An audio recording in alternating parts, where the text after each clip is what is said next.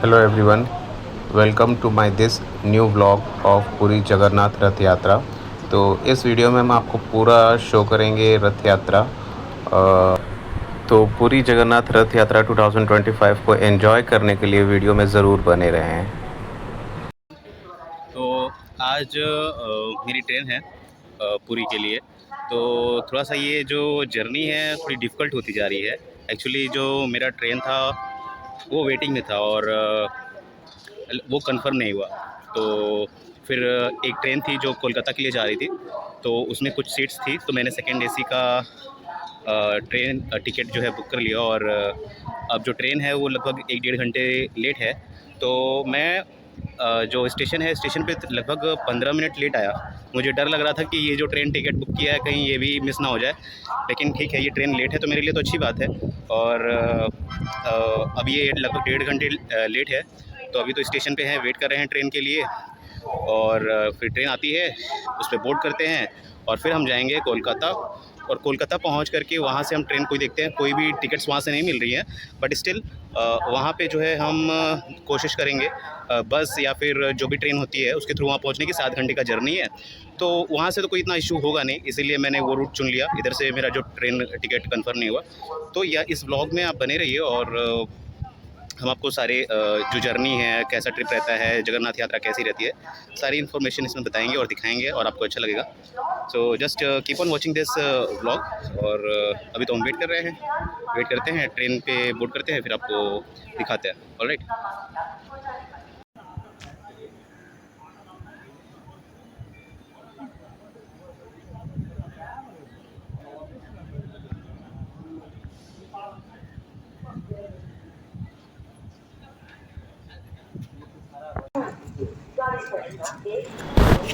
तो इसी के साथ हमारी ट्रेन प्लेटफॉर्म पे आ जाती है और हम फिर इस पे बोर्ड करते हैं।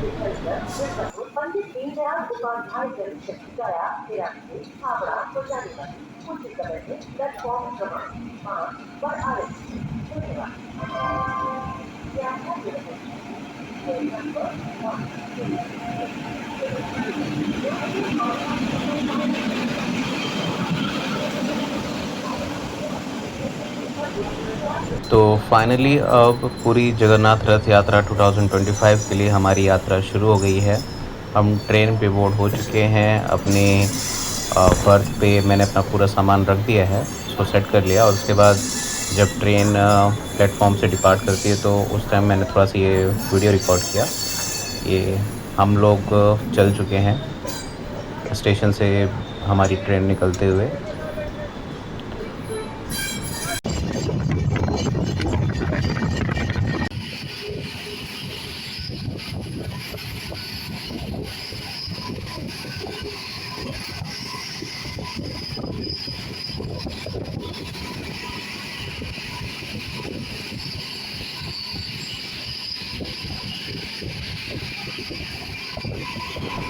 ये अब हम मिर्ज़ापुर के पास में पहुंच गए हैं। मिर्ज़ापुर के पास जो है वो पहाड़ियाँ दिखने लगी हैं और ये कुछ व्यूज़ मिर्ज़ापुर के।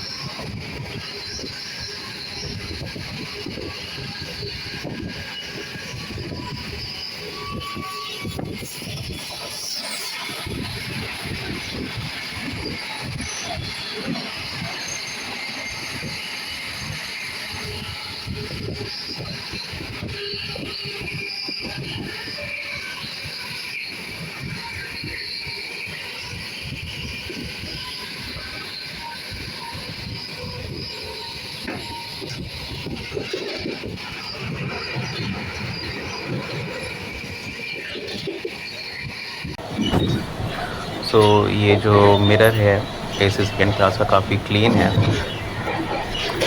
और मतलब नॉर्मली इतना क्लीन होता नहीं, but it was very clean. और उसके साथ साथ ही बगल में ही हमारा जो है फर्स्ट एसी का भी कैबिन वगैरह था, तो मैंने सोचा इसको भी रिकॉर्ड कर लेते हैं। ये फर्स्ट एसी की कैबिन्स हैं।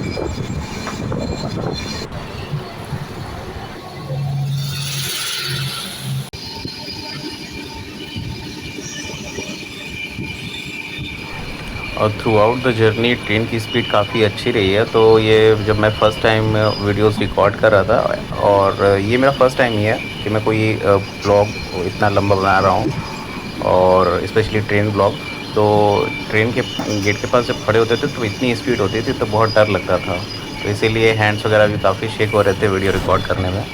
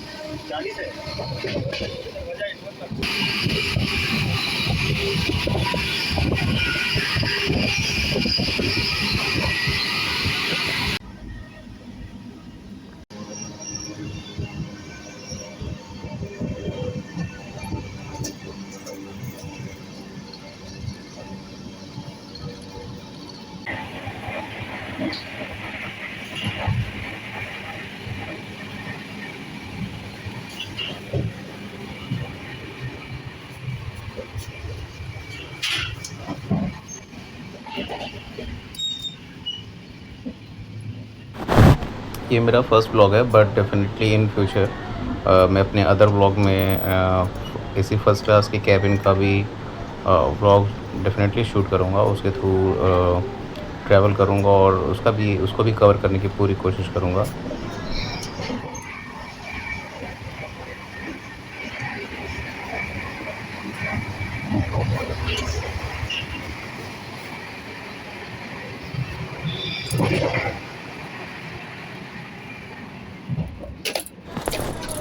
और ये हमारा कोच है, सेकेंड एसी, और सभी में कर्टेंस लगे हुए हैं। तो जब भी मैं वॉशरूम वगैरह जाता था या फिर गेट की तरफ जाता था, उसके बाद जब आता था तो मुझे चेक करना पड़ता था कि कौन सा मेरा बर्थ है, नंबर को कर्टेन हटा हटा के देखना पड़ता था।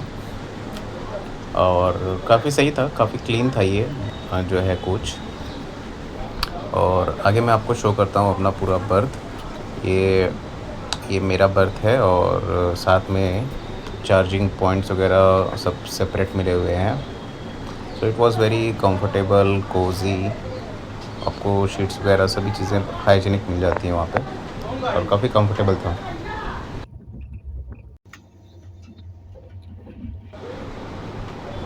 और ये मेरा बर्थ मैंने सेट कर दिया था इसको पूरा, और मेरे कुछ सामान वगैरह भी सब इसी में थे। तो अब हम पहुंच गए हैं आसनसोल स्टेशन, और यहाँ जब पहुंचते हैं तो यहाँ का वेदर पूरा चेंज हो जाता है, बादल आ जाते हैं, बारिश होती है, और बहुत ही खुशनुमा माहौल होता है वहाँ का। काफ़ी अच्छा लगता है वहाँ का एनवायरनमेंट, वहाँ का एटमॉस्फेयर। और यहाँ से फिर बंगला भाषा दिखाई और सुनाई देने लगती है। आसनसोल पहुंचने के बाद इसी वजह से शाम का समय था, बादल थे और बारिश हुई, तो वहाँ का एटमॉस्फेयर मुझे काफ़ी अच्छा लगा, बहुत अच्छा लगा। कोलकाता के हावड़ा के बहुत नज़दीक पहुंच चुके होते हैं। मेरे उठने के आधे घंटे के बाद हम हावड़ा पहुंच जाते हैं, और वहाँ का वेदर बहुत ही प्यारा, बहुत ढेर सारे क्लाउड्स और ग्रीनरी।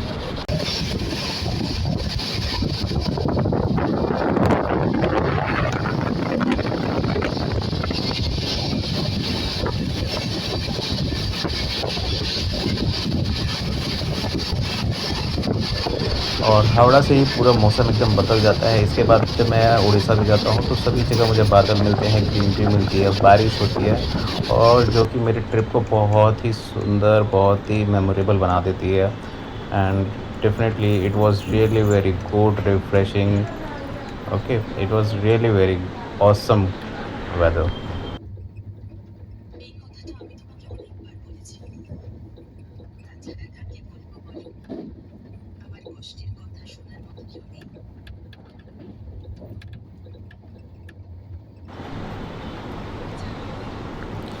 तो दोस्तों फाइनली अब हम पहुंच जाते हैं हावड़ा स्टेशन।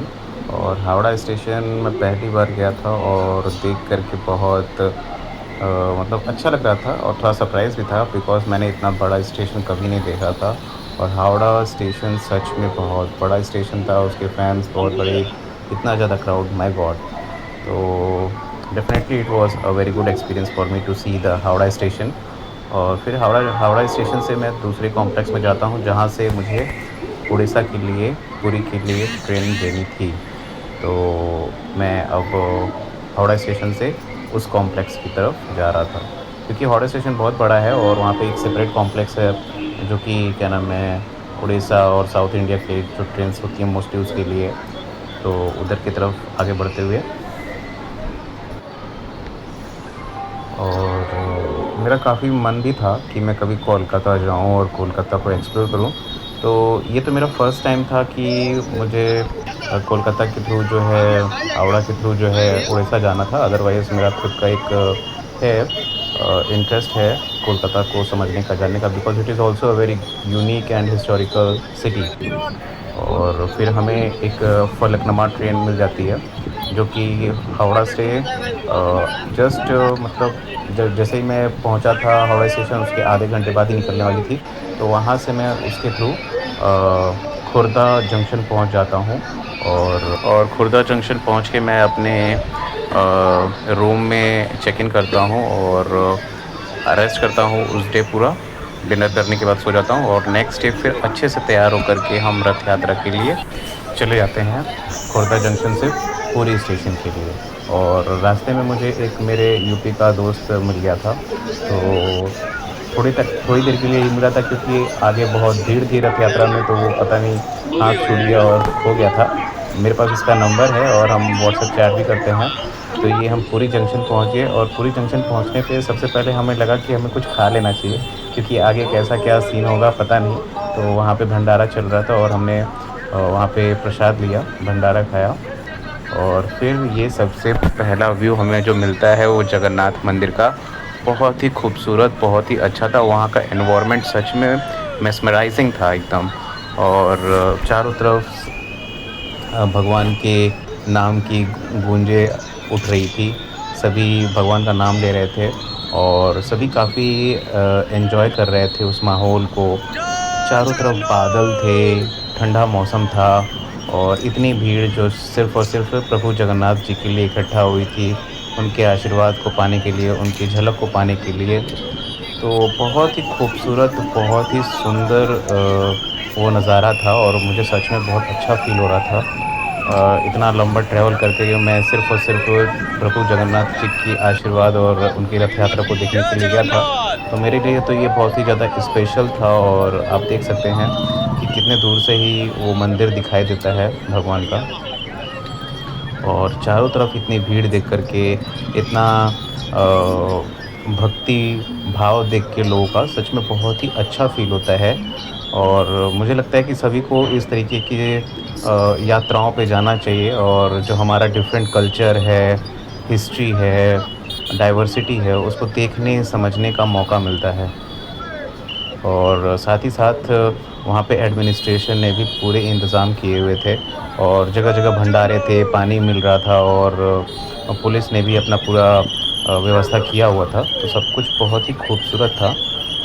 और दुनिया के कोने-कोने से यहाँ तक कि विदेशों से भी लोग आते हैं इस खूबसूरत से रथ यात्रा को, प्रभु जगन्नाथ को देखने के लिए।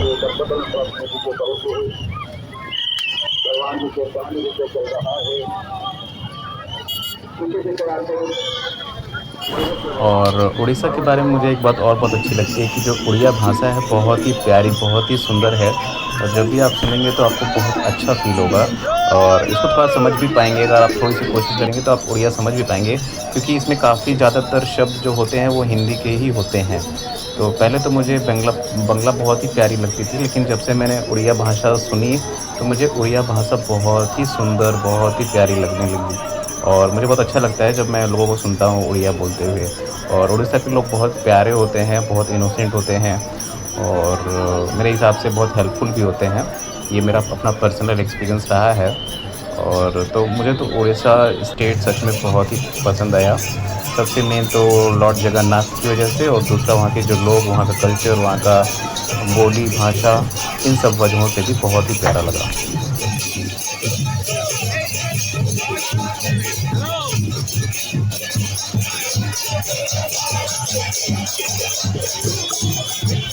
मैं तो इस पूरे माहौल को बहुत ही अच्छे से एन्जॉय कर रहा था, हर एक सेकंड को बहुत अच्छे से फ़ील कर रहा था, एन्जॉय कर रहा था और वहाँ पे जो एक्चुअली इतनी भीड़ होती है तो गर्मी भी हो जाती है, तो उससे रिलीफ़ के लिए वहाँ पे जो फायर ब्रिगेड की गाड़ियाँ हैं वो वाटर स्प्रिंकल कर रही थी और सभी एन्जॉय कर रहे थे, अपने जो संगीत होते हैं उसको गा रहे थे प्रभु के लिए और सब काफ़ी काफ़ी काफ़ी ग्रुप्स में लोग आए थे अलग-अलग जगहों से।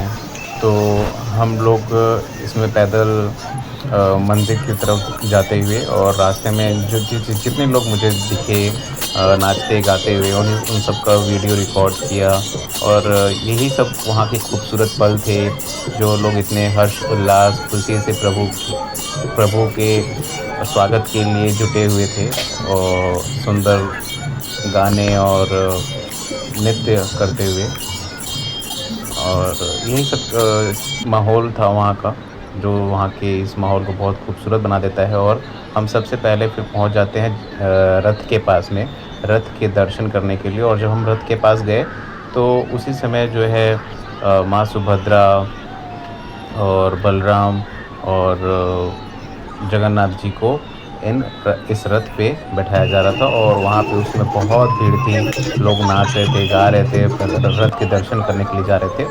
तो थोड़ा-सा ये आप देख सकते हैं, कितनी भीड़ है वहाँ पे रथ को देखने के लिए और जब नाचते झूमते हुए प्रभु जगन्नाथ अपने रथ में सवार होने के लिए आते हैं, उस पल को देखने के लिए और बारिश हो रही थी तो सभी कुछ बहुत ही खूबसूरत लग रहा था और देखिए कि सामने मंदिर है प्रभु जगन्नाथ जी का और कितनी भीड़ है, सामने 3 रथ भी हैं। तो ये ऐसा कुछ नज़ारा वहाँ का और सच में बहुत ही खूबसूरत था, मुझे बहुत ही पसंद आया, बहुत ही अच्छा लगा और मैं इस फीलिंग को शब्दों से नहीं बयाँ कर सकता और फिर उसके बाद सबसे मेन क्या होता है कि पूरा एकदम भीड़ ही होती है पूरे रोड पे, लगभग 15-16 लाख लोग आते हैं इस रथ यात्रा को देखने के लिए देश के कोने-कोने से, तो सभी लोग तो रोड पे ही होंगे ना। तो मैंने सोचा कि मुझे कहीं न कहीं ऊपर एक स्थान पकड़ना पड़ेगा, पाना पड़ेगा, तभी मैं इस रथ यात्रा को अच्छे से एन्जॉय कर सकता हूँ। तो मैं उसको ढूँढने में लग गया और लकीली मुझे ऊपर जगह मिल गई थी जहाँ से मैंने पूरी रथ यात्रा को अच्छे से देखा और भीड़ से मैं बचा रहा, अदरवाइज़ बहुत भीड़ थी और बीच में स्टैम्पेड भी थोड़ी-सी हुई थी और जब प्रभु बलराम का रथ निकल गया तो उसके बाद मैं वहाँ से नीचे उतरा और फिर मंदिर की तरफ फिर से गया और वहाँ पे प्रभु जगन्नाथ और माँ सुभद्रा का रथ था और वहाँ पे फिर ये मैंने कुछ वीडियोज़ रिकॉर्ड किए और वहाँ पे जब मैं शाम को पहुँचा था मंदिर के सामने तो वहाँ का नज़ारा बहुत ही खूबसूरत था, बहुत ही अच्छा लग रहा था सब कुछ।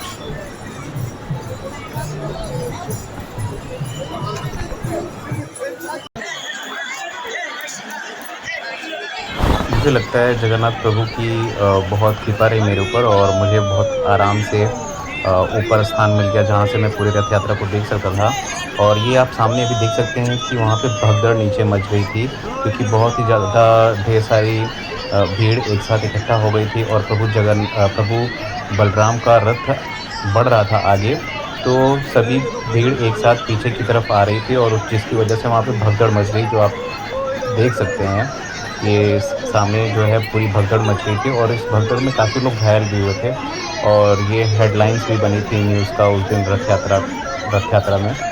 तो ईश्वर की बहुत कृपा रही, प्रभु जगन्नाथ की बहुत कृपा रही कि मुझे इस परेशानी को नहीं झेलना पड़ा और मैं उनकी कृपा से ऊपर मुझे स्थान मिल गया था, जहाँ से मैंने पूरे रथ यात्रा को बहुत ही आराम से देखा था और इस भगदड़ से मैं बच पाया था, उन्हीं की कृपा रही। और सामने आप भीड़ देख सकते हैं कि रथ यात्रा को देखने के लिए कितनी भीड़ जुटी हुई थी। प्रशासन ने पूरी व्यवस्था की थी लेकिन इतनी भीड़ जब हो जाती है तो कोई भी प्रशासन उसको नहीं सँभाल सकता है और ये भगदड़ जो हुई है इसमें कुछ लोग घायल भी हुए थे। बट फिर भी प्रभु जगन्नाथ की काफ़ी कृपा रही कि इतने से ही चीज़ें टल गई और धीरे-धीरे भीड़ आगे की तरफ बढ़ रही थी और पीछे सॉरी प्रभु बलराम जी का रथ आगे बढ़ रहा था।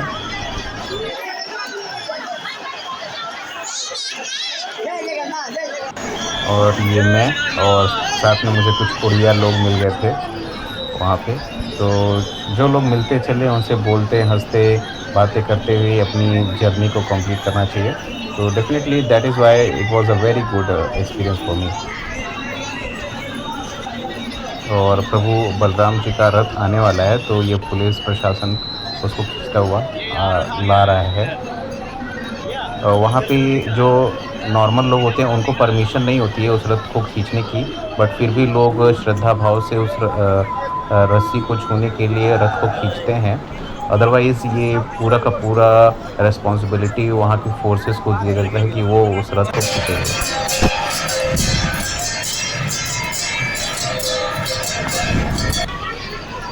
ये देखिए ऊपर भी काफ़ी भीड़ थी बट फिर भी नीचे से तो मच बेटर था।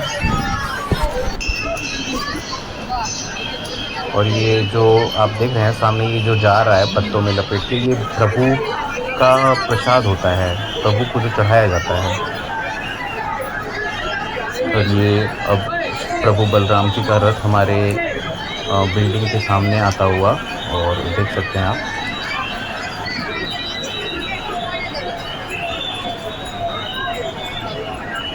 ये धीरे-धीरे आगे बढ़ता हुआ हमारे सामने पहुंच आता है और ये होता है सबसे बेस्ट व्यू।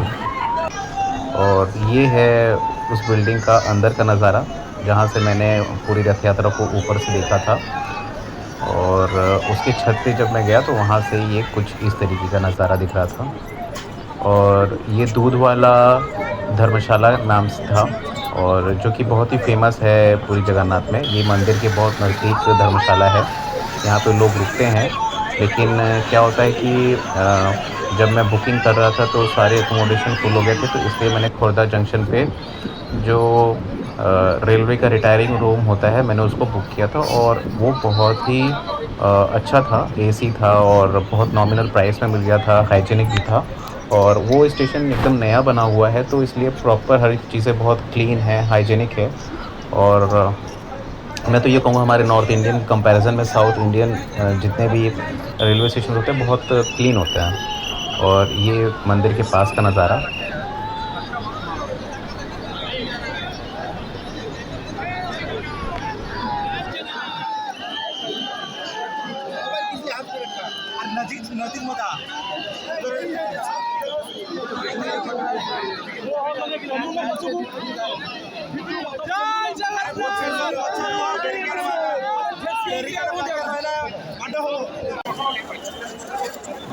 ये शाम का समय है, माँ सुभद्रा और प्रभु जगन्नाथ जी का रथ अभी भी मंदिर के सामने ही खड़ा था और यही वो लोकेशन है जहाँ पे राष्ट्रपति या फिर कोई भी वीआईपी गेस्ट आते हैं तो वो उसी पंडाल के नीचे बैठते हैं। और ये मंदिर का सामने का नज़ारा, व्यू, और उसी के सामने खड़े तीनों रथ। और अब शाम हो चुकी है तो इसी तरीके से होता है, पहले प्रभु बलराम जी का रथ जाता है, फिर माँ सुभद्रा का और फिर लास्ट में प्रभु जगन्नाथ का रथ जाता है। और लेकिन ये कुछ विशेष रथ यात्रा इस बार की हो गई कि इस बार प्रभु जगन्नाथ जी का रथ हिला ही नहीं, वो मंदिर के सामने पूरे दिन खड़ा रहा और नेक्स्ट डे वो रथ यात्रा प्रॉपर कंप्लीट करता है, माँ गुंडिचा माँ के मंदिर में वो जाता है। ये इस तरीके से खींचा जाता है रथ को और ये प्रभु बलराम जी का रथ हमारे बिल्डिंग के सामने फिर से ये वीडियो रिपीट हो रही है और आता हुआ। और ये जब आपके सामने ये रथ आएगा ना तो आपको बहुत ही प्यारा लगेगा, बहुत ही अच्छा फील होगा, एनर्जेटिक, रिफ्रेशिंग और बहुत मेंटल पीस आपको मिलेगा और साथ ही साथ गूज़बम्प्स भी मिलेंगे, ठीक है? ये प्रभु की शक्ति होती है। और ये इतनी भीड़ देख रहे हैं प्रभु जगन्नाथ, प्रभु बलराम जी के पीछे-पीछे जाती हुई, उनका स्नेह, उनका आशीर्वाद लेते हुए। और मैं भी जब बिल्डिंग से उतरता हूँ तो इस रथ को टच करता हूँ, आशीर्वाद देता हूँ। और जो पंडित जी होते हैं, पंडित जी लोग बैठे होते हैं रथ पे और वो सभी को तुलसी बाँटते हैं, दक्षिणा भी साथ-साथ माँगते हैं। वो सामने से बोलते हैं कि दक्षिणा दो तभी तुलसी मिलेगा। तो मैंने भी उनको दक्षिणा दिया और उनसे तुलसी दल लिया था। और मैंने इस जर्नी को ख़ास प्लान किया था इस टाइम के लिए ही कि मुझे रथ यात्रा देखनी है। और मुझे पहले से पता था कि इस समय पे मैं मंदिर के अंदर तो नहीं जा पाऊँगा, पूरा रथ यात्रा देख लूँगा। और प्रसाद के तौर पे मैंने वहाँ का सबसे फ़ेमस जो प्रसाद होता है और सूखा होता है जो हम घर पे ला भी सकते हैं, खाजा, मैं उसको लाया और उसी में प्रभु जी का तुलसी दल जो मुझे मिला था उसमें डाल कर के एक तरह से भोग लगाया। और पूजा के तौर पे वहाँ पे मंदिर के अंदर तो आप प्रवेश नहीं कर सकते, तो हम लोगों ने दिया वहीं पे बाहर ही खरीदा और दूर से ही नारियल और दिया जो है भगवान को समर्पित किया। और डेफ़िनेटली ये मेरी आधी जर्नी ही है उड़ीसा की प्रभु जगन्नाथ जी के लिए, क्योंकि मैं मंदिर के अंदर प्रवेश तो नहीं किया हूँ और ना ही उनका महाप्रसाद को अभी खाया है। तो डेफ़िनेटली मुझे दोबारा तो आना ही पड़ेगा हर हालत में और उड़ीसा मुझे बहुत ही प्यारा स्टेट लगा है। तो सिर्फ़ दोबारा नहीं, मैं वहाँ यहाँ पे फ्यूचर में कई बार डेफ़िनेटली जाऊँगा, अलग-अलग जगहों को भी डेफ़िनेटली एक्सप्लोर करूँगा क्योंकि बहुत ही खूबसूरत प्रदेश है। और प्रभु जगन्नाथ के पास तो अब मेरा मन होता है कि मैं हमेशा जाता रहूँ। बहुत ही प्यारा, मतलब वहाँ से आ गया हूँ लेकिन कहते हैं कि दिल वहीं पे लग गया है। तो कुछ ऐसा ही है मेरे साथ भी। और ये इतनी सुंदर-सुंदर रथ और प्रभु जगन्नाथ जी का सुंदर सा मंदिर, ऊपर चक्र, तो ये बहुत ही खूबसूरत है।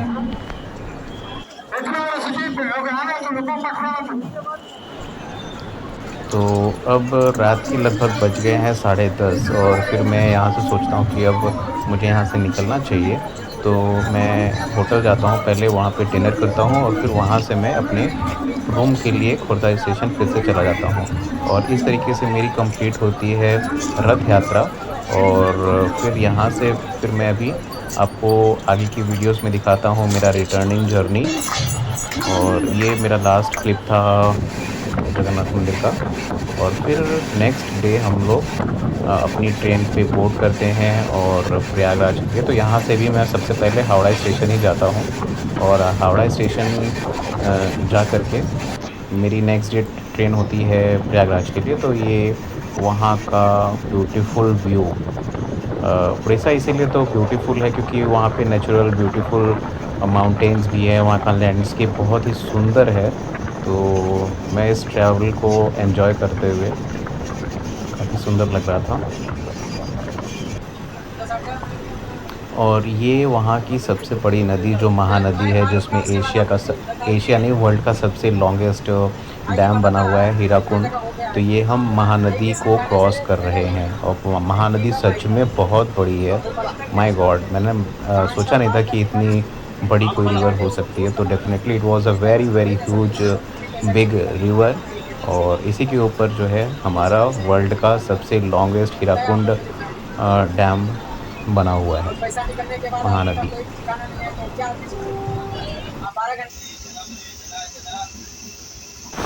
और ये देखिए कैसे कितने ढेर सारे माउंटेन्स है, ब्यूटीफुल से सुंदर लग रहे हैं।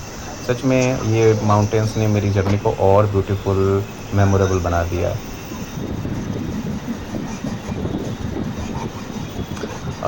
Actually I am from Uttar Pradesh, और जहाँ पे मैं रहता हूँ प्रयागराज, तो वहाँ पे तो माउंटेन्स दिखते नहीं हैं। तो हम जब भी माउंटेन्स को देखते हैं तो बहुत ही अच्छा फील होता है।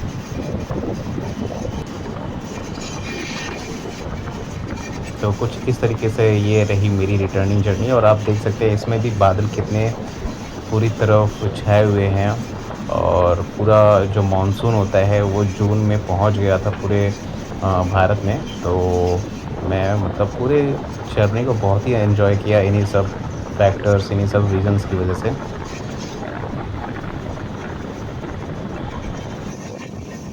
और इसके आगे फिर हम लोग पहुंच जाते हैं जाजपुर जंक्शन पे। जाजपुर बहुत ही फेमस है उड़ीसा का, और यहाँ के बारे में एक कहावत भी है, जाजपुर पवन, जिसका मतलब जो लोग हाँकते बहुत है वो करते कुछ नहीं है। तो जो लोग उड़ीसा से होंगे, अगर इस ब्लॉग को देख रहे होंगे, तो वो इस बात को समझ पाएंगे।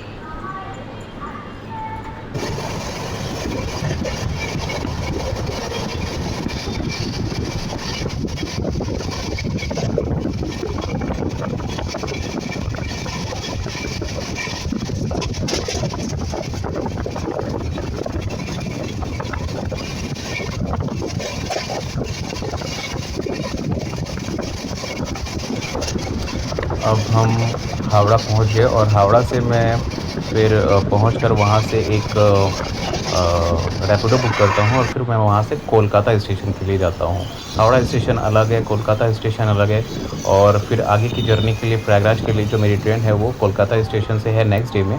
तो मैं फिर ये कोलकाता स्टेशन पहुंचता हूँ, और रात में तो पूरा सन्नाटा ही रहता है। वहाँ पे कोई भी रेलवे का कर्मचारी नहीं होता। मैंने रिटायरिंग रूम बुक किया था, बट स्टाफ नहीं था, तो फिर वो मैं उसमें स्टे नहीं किया। फिर जो प्राइवेट रिटायरिंग रूम होता है वहाँ पे मैं गया, फिर रात में स्टे किया, और उसके बाद जो है फिर नेक्स्ट डे मुझे मेरी ट्रेन मिल जाती है अर्ली इन द मॉर्निंग 7 पे। और ये है कुछ जो रिटर्निंग जर्नी थी। मैंने इकोनॉमिक क्लास बुक किया था एसी का, और उसका बर्थ उसकी कोच कुछ इस तरीके का है, और इस तरीके के बर्थ हैं। और ये तो बाप रे बहुत ही ज़्यादा ठंडा था, मतलब माय गॉड, इतना तो सेकंड एसी भी नहीं होता है। तो ये बहुत ठंडा था और बहुत ही हाइजीनिक भी था, अच्छा था। इसका भी एक्सपीरियंस मेरा काफ़ी अच्छा रहा। और इसमें भी आपको individual ports, lights, reading lights, ये सब चीज़ें मिल जाती हैं। तो काफ़ी बेटर ये भी था, बहुत ही अच्छा था। और जब मैं आ रहा था हावड़ा स्टेशन से कोलकाता स्टेशन के लिए, तो ये बीच में हावड़ा ब्रिज को भी हमने क्रॉस किया। और Howrah bridge definitely it is the landmark of West Bengal, और मेरा पहला एक्सपीरियंस इसका भी काफ़ी अच्छा रहा। मुझे देखने को मिला हावड़ा ब्रिज, जो मैं हमेशा वीडियोज़ या पिक्चर्स में ही देखता था, और ये काफ़ी बड़ा है। और definitely it is our pride कि हमारे भारत में है अच्छा सा ब्रिज। और